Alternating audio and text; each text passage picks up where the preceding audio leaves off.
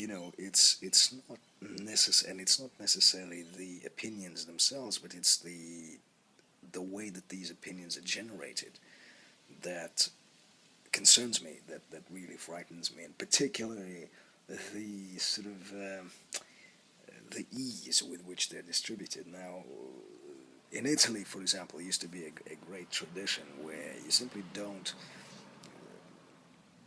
some even in festivals, something you don't like, it's you kind of you're not mentioning it, but once you really love something, you can be very fiery about it. And here, I think the problem is there's such utter lack of class and such atrocious disrespect, not just among the the the, the moviegoers, but the movie critics. The tone, the tone of the reviews is, in my personal opinion, absolutely unacceptable.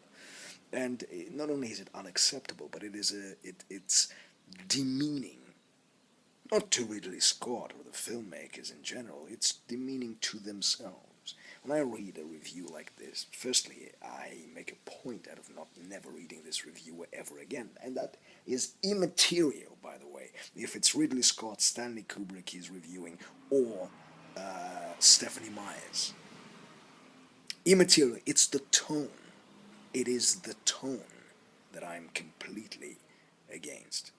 And it's not because people sort of say, freedom of speech. Freedom of speech doesn't mean that you can fart on a page and call it a piece of film criticism. Film criticism, nor is film criticism something that implies that you gotta rip something to shreds. What it is supposed to be is an examination of movies made by movie lovers, somebody who loves film, cinema in general. That's lost, that's completely gone. Even when they like something, it's not, it's very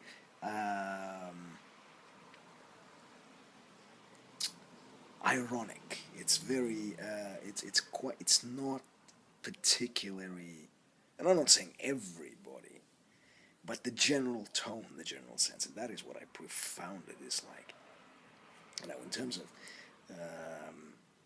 the counselor, I think it's one of those examples where people simply are content to walk out of the theater. They're angered by the fact that it's not a movie that they expected.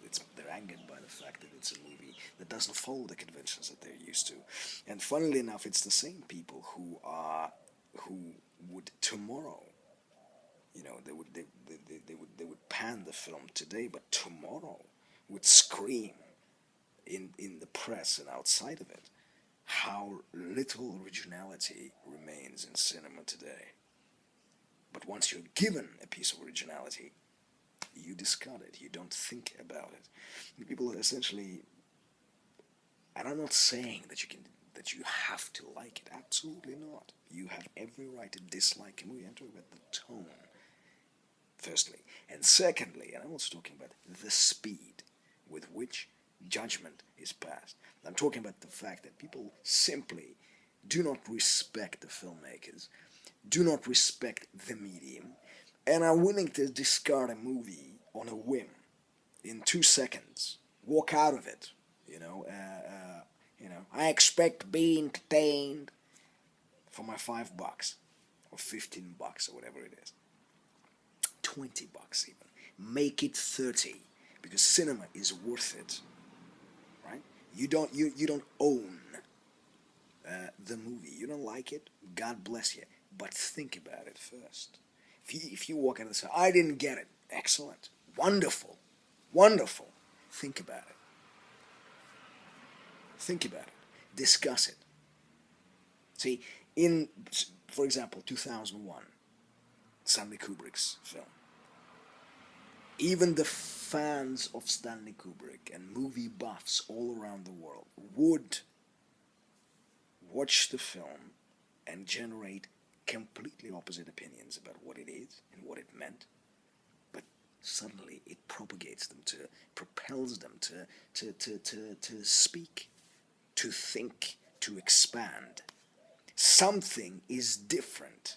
Something isn't what it used to be.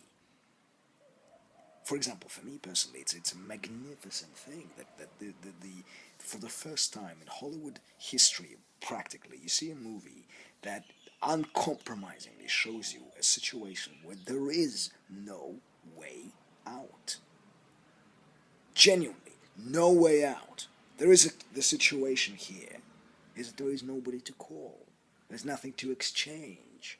Nobody's interested. There is a storm coming.